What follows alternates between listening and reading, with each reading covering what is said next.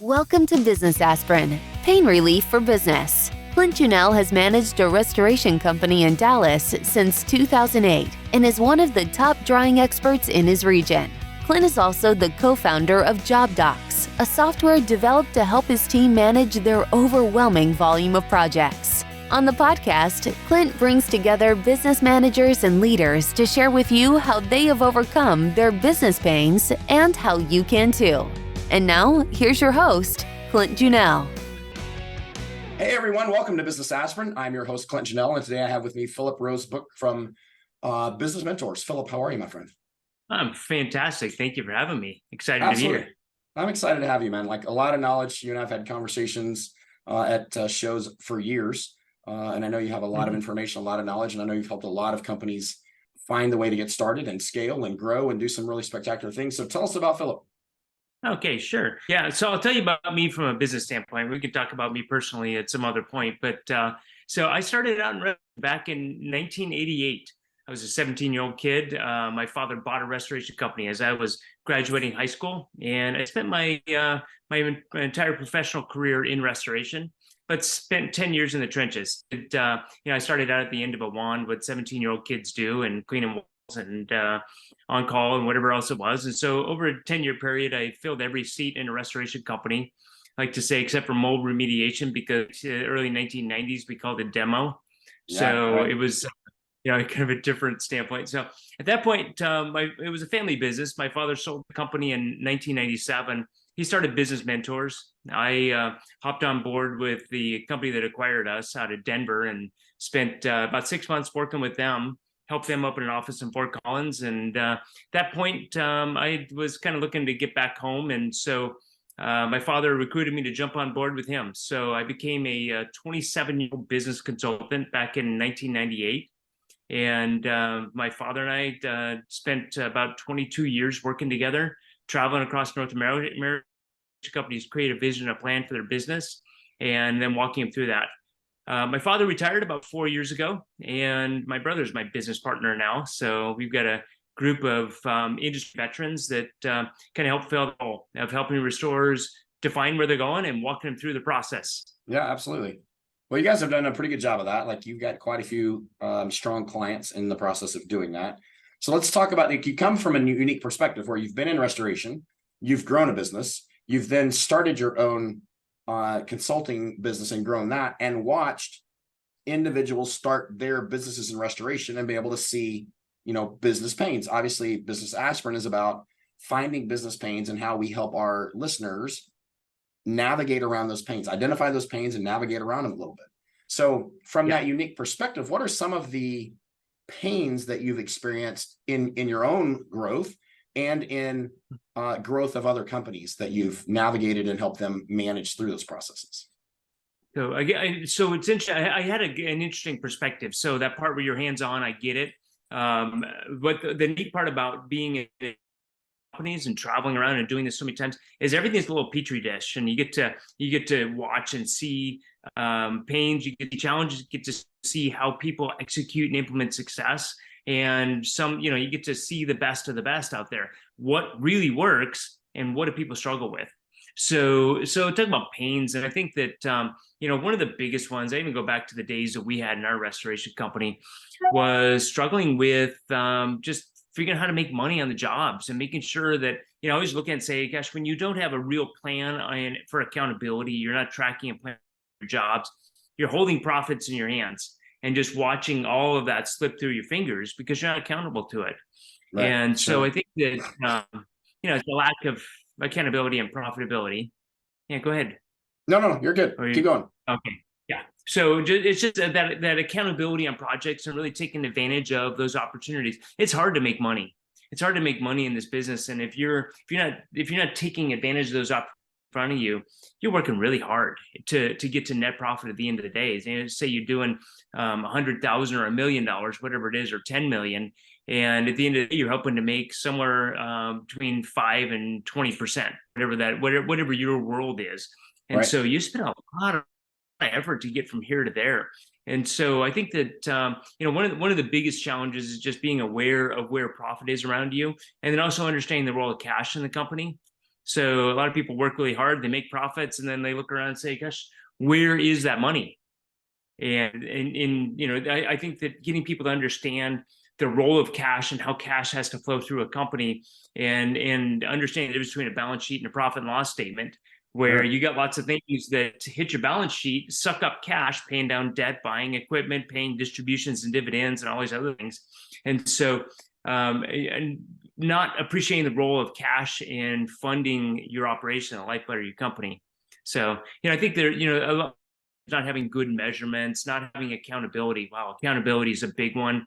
A lack of leadership and leadership plan. Like, okay, here's my team, and let's communicate with my team. Here's where we're going, and here's how we're going to get there. So you see all of these issues and challenges kind of hitting you in a lot of different areas. But it's entrepreneurial challenges. It doesn't say that it's unique to restoration. It's unique to entrepreneurs. We get up in the morning, and a lot of us are driven by the phone calls and emails and the activities of the day.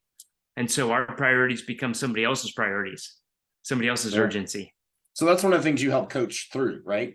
Is how to navigate what's important, what's significant, what you need to address, and create a plan for these individuals on these businesses as they get inundated with the lack of accountability, get inundated with busyness from emails and phone calls and the new work coming in. And so as a result, the accountability to other things kind of slips through the cracks, right? That'd be something you would help with?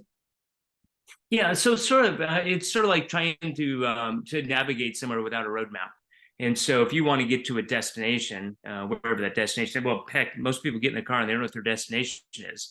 So they just start driving and they're moving. I think about a client of ours, and they'd gone through some really radical growth, and had gone from around 2 million to up over north of 20 or 30 million at the time. And I was talking to the guy, and he says, before we hired business vendors, we were running 100 miles an hour. Didn't know where we were going, but we were going 100 miles an hour.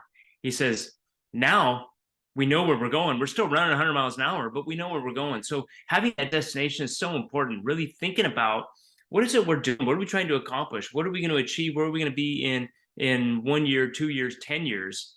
As you process, now all of a sudden you can start assembling your plan to get from here to there. If you don't have a plan, it's really tough to figure that out. And so what we do is we'll come into a company, we'll take a look at their operations, take a look at the people, look at their strengths, weaknesses, the market opportunities, and then help people assemble what that plan is. And then pushing that down to the leadership team and saying, okay, let's get the leadership team so we're all on the same page. We're all looking the same direction and moving there together. So if we're running 100 miles an hour, we're achieving things as we go. You find people that take a step forward and a step backward, step sideways, step right, step left, in trying to get to some destination. And you talk to these employees, and the employees say, God, it overwhelms me. And I know that if I just sit here long enough, it's all going to come back to me, and I don't have to work that hard.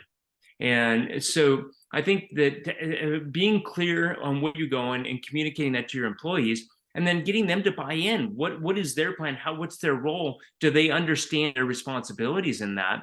And when one of my books up here on the shelf, The Oz Principle, it was written a long time ago about accountability, and talk about when you have shared destinations, people know where they're going, they agree that that's their destination, their plan, you get one of two results. You get a success or achievement, one or the other, right? Because you knew where you're going, had agreement and buy-in, everybody is kind of on the same page. So what's the result at the end? Excuses or achievement? Yeah, so exactly. What we do is we help them kind of clarify that, sort it out, and take a look at, I was talking to somebody here recently, and he said, I've been stuck at 3 million for 4 years. I just can't get over it. I can't figure out what it is.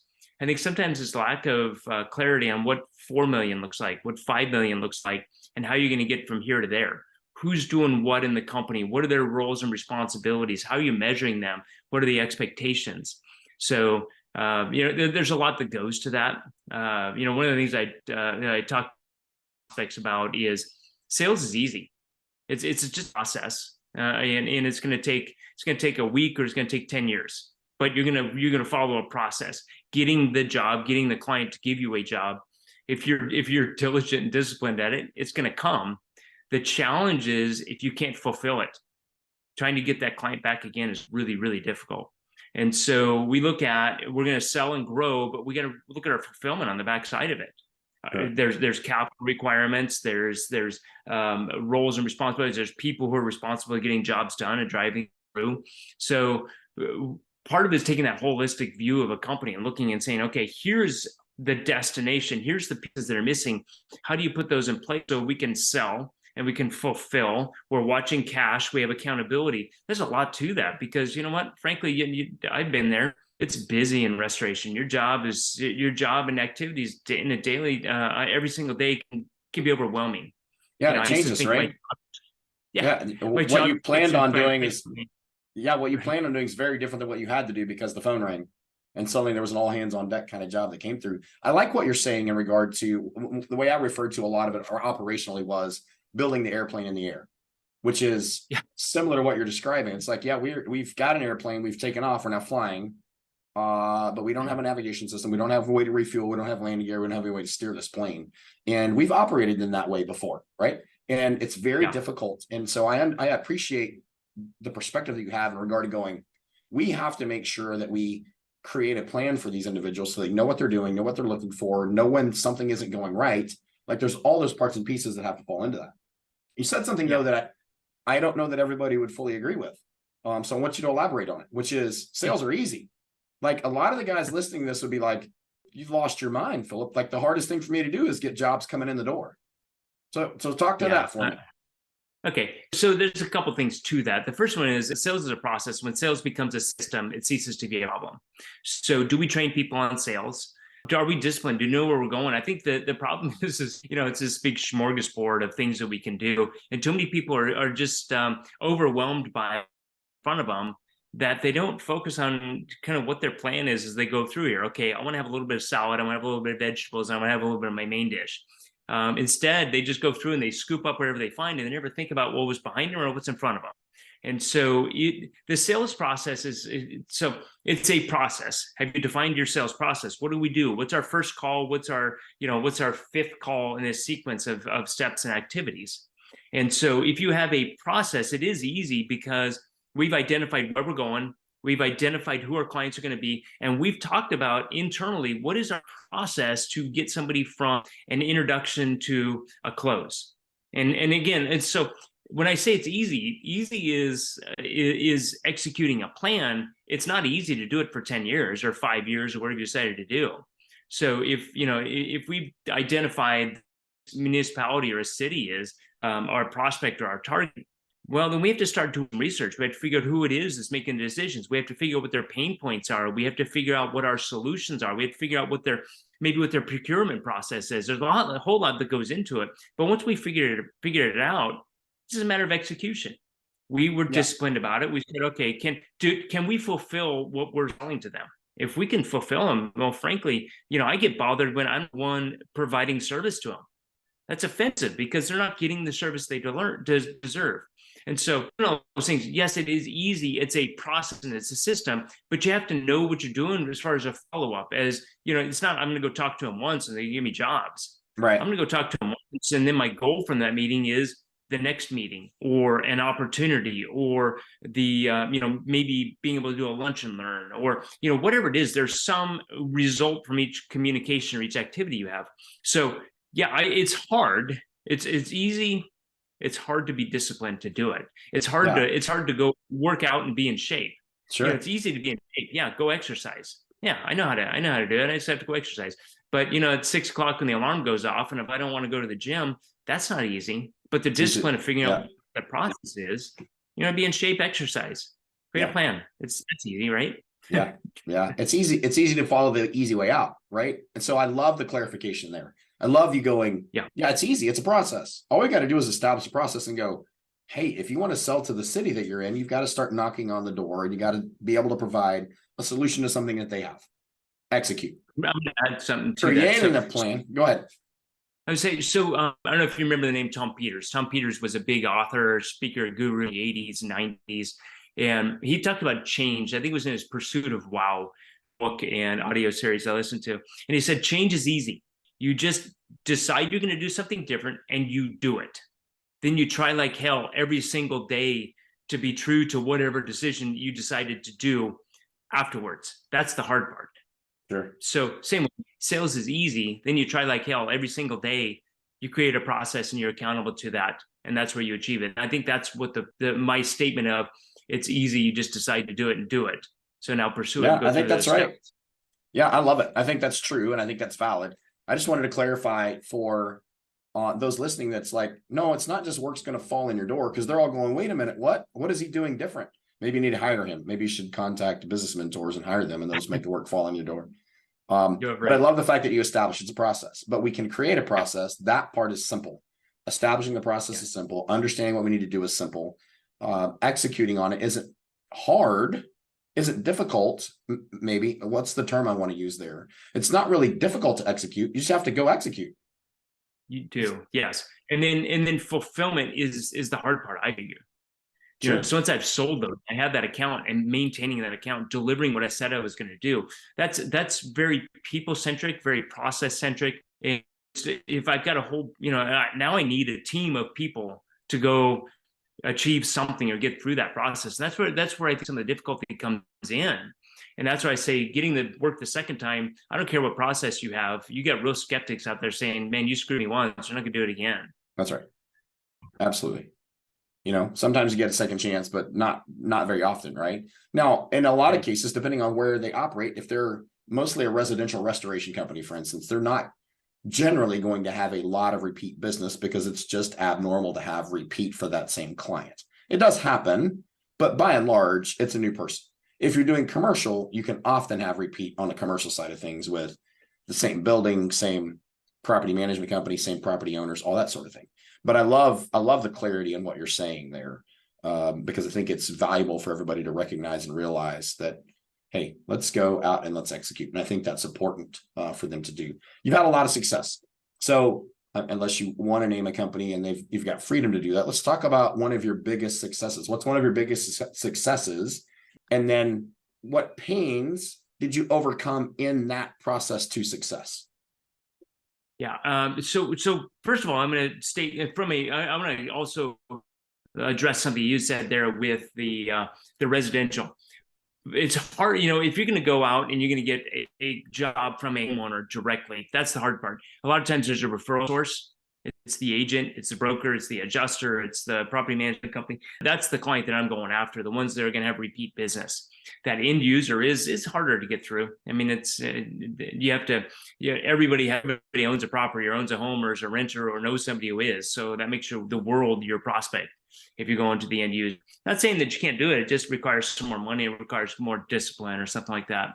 So I'll give you a case study. There's probably a lot of them. It depends on what you're looking for. But, you know, from a growth standpoint, there was a company a couple of years ago, and I'm not going to name who they are because I don't know if they want their information out there. But, you know, they went from $1 million to over nearly 40 million in 2 years.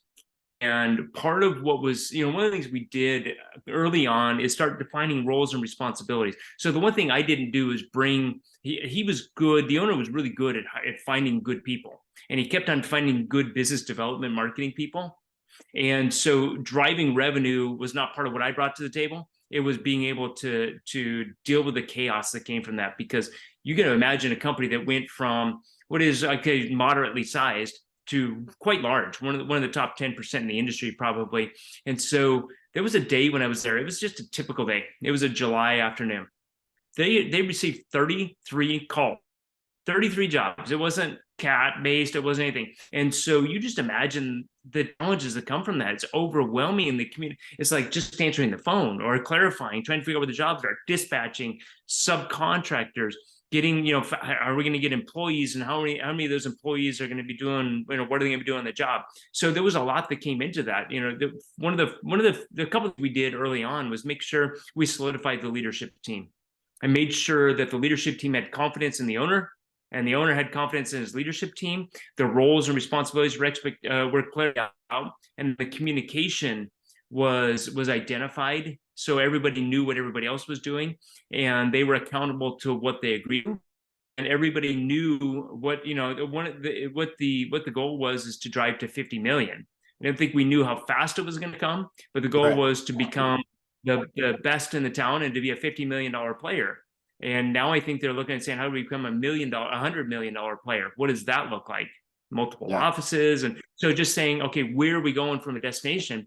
But the real challenge is they didn't have a CFO.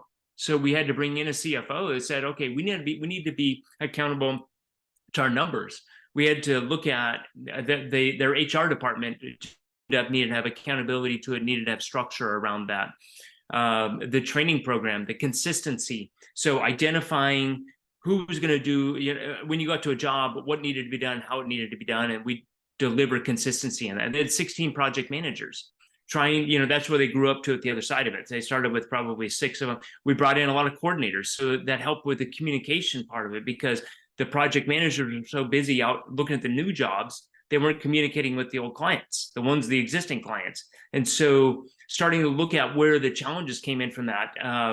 We also, one of the things like what you do at Job Docs, identifying process, having tracking on that process, seeing how people are doing it, and then going back and looking at the numbers, having the CFO create numbers to know our break even at different departments, but then also knowing our KPIs, each department, each position, each manager.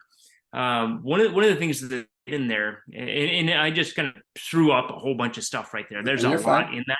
Sure. But, each one of those, you take a look at the base of understanding where you're going, identifying your systems and process that people are going to do, looking at the accountability and the tracking and the measurements on the other side of it.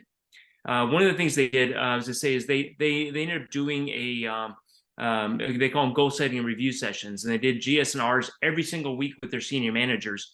But everybody down to the frontline technicians received at least, and maybe they had 2, and I don't know where that number was, goal setting sessions every year, where the frontline technicians are sitting down with their managers saying, where are you going? How are we going to get there? What kind of issues and challenges are you having in the field? Getting some good feedback from that. So it was that communication loop. We had put in place some good 360 reviews. So the managers are hearing from their employees in the field on the challenges they're having, or at least the managers, how the managers can better manage those people, or being briefed and reviewed, which is, that's scary when you open that up and you're like, okay, I'm going to allow my employees to criticize me all the way up to the owner of the company, and they all have to look at those results, and they were measured, and that's part of how they were measured and rewarded. So there was a whole lot to that, but it's the same formula of knowing where you're going, and then putting in the process to get there, and then tracking your progress along the way, and then having their leadership team. We actually broke in their leadership team, and this was part of they evolved this. So I got to watch how this worked. They had 2 leadership teams. They had a strategic leadership team and an operational leadership team. So your strategic was your executive. Yeah, they had 7 people there. They had profit sharing tied into that, and they had a kind of an equity. It wasn't equity, but it was a let's say a equity share, but it was synthetic, or whatever equity. So if they benefit sold, on the results, right? Yeah, sure, fair. Yeah. And then they had the profit sharing. So they had 2 elements to that.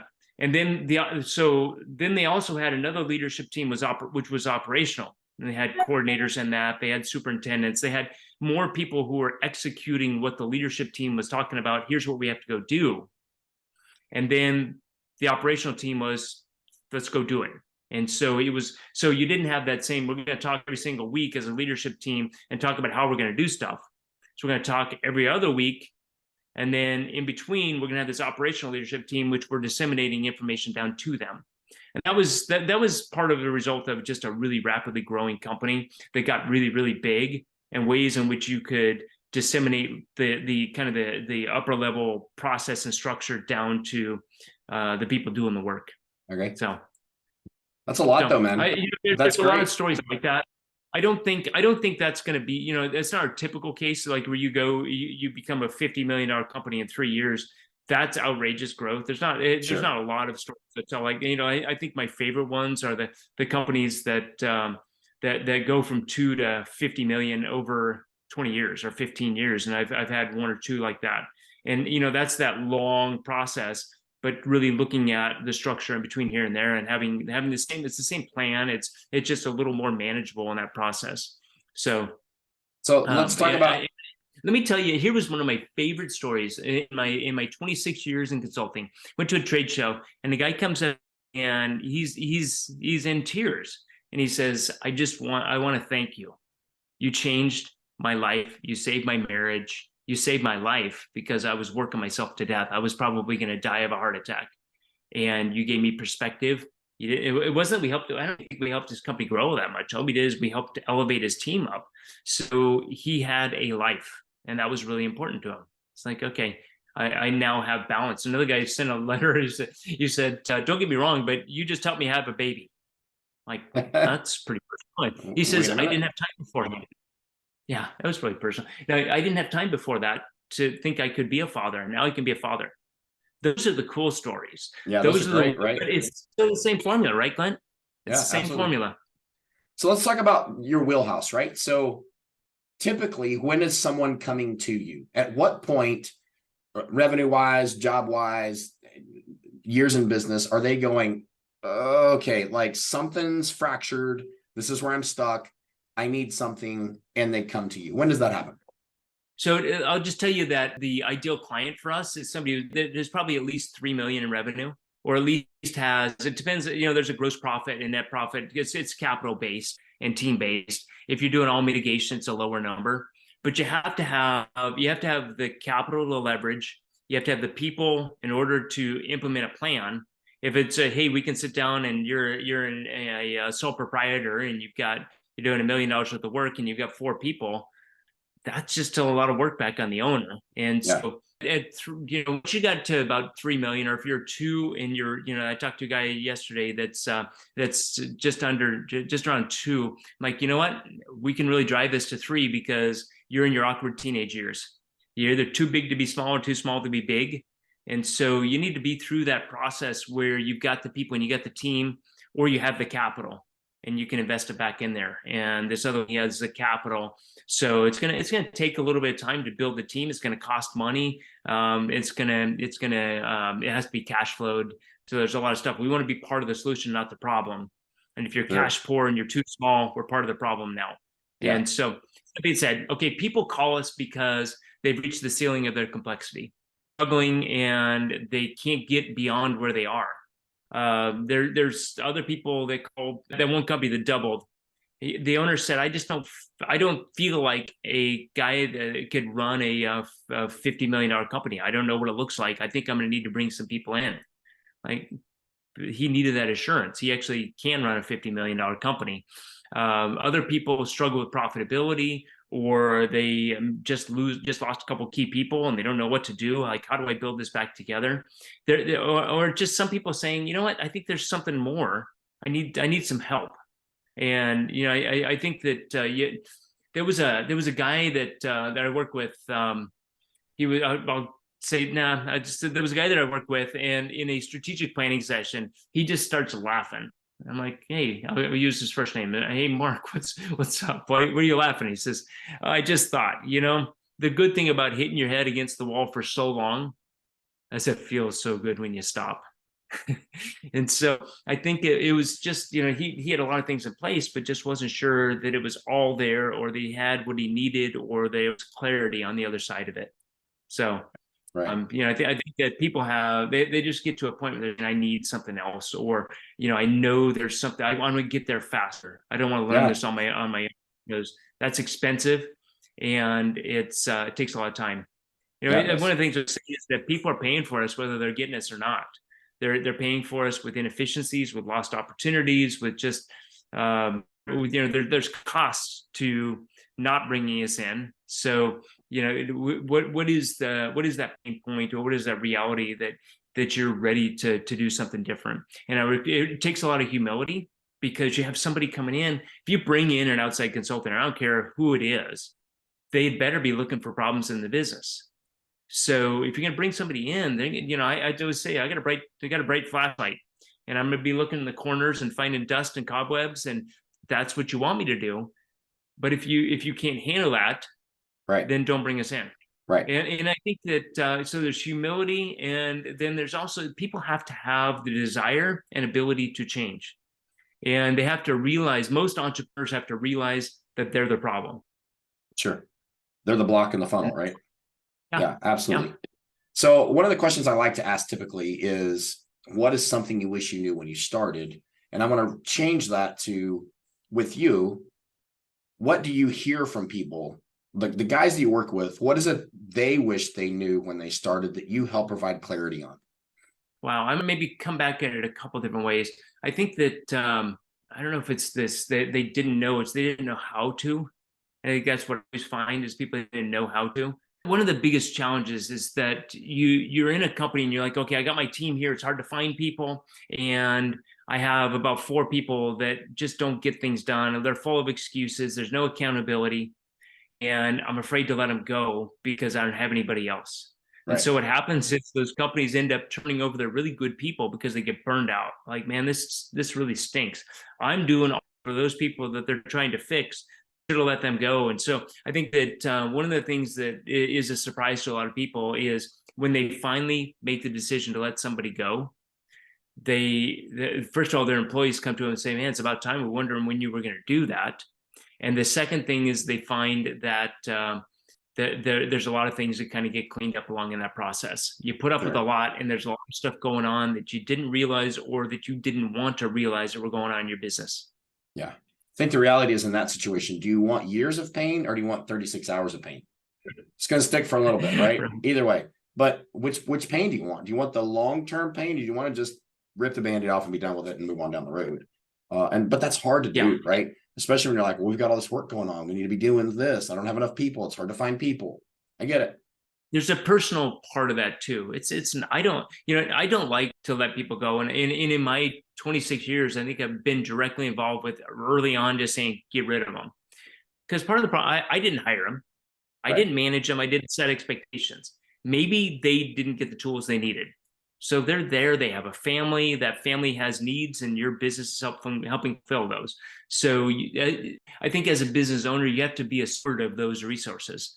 And so, yeah, maybe they didn't get what they needed. So, okay, let's give them what they need real clear, expectations, training, whatever it is, and hold them accountable to it. And then a lot of times, so I said, I don't let people go. There's been the one time that I remember I had a late afternoon meeting with someone. The next morning, she never showed up. And then she called in that next afternoon and just said, I can't do it. Sure. And so people will work their job. They don't like the accountability. They don't like having to perform. They don't like, everything that comes along with that. So they'll walk themselves out the door, which is fine. It's frustrating as it happens. You're like, God, we couldn't have done that earlier. So there's a lot to it. Sure. Yeah. Sure. Well, I appreciate that answer. I'm grateful for your feedback in regard to that.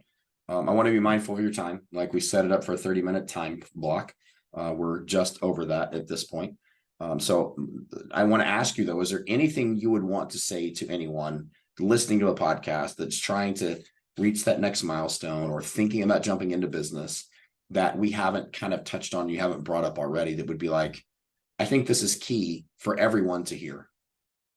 So one of the things I think is really important, I think people overlook, is having real good, solid, quantifiable measurements in your company.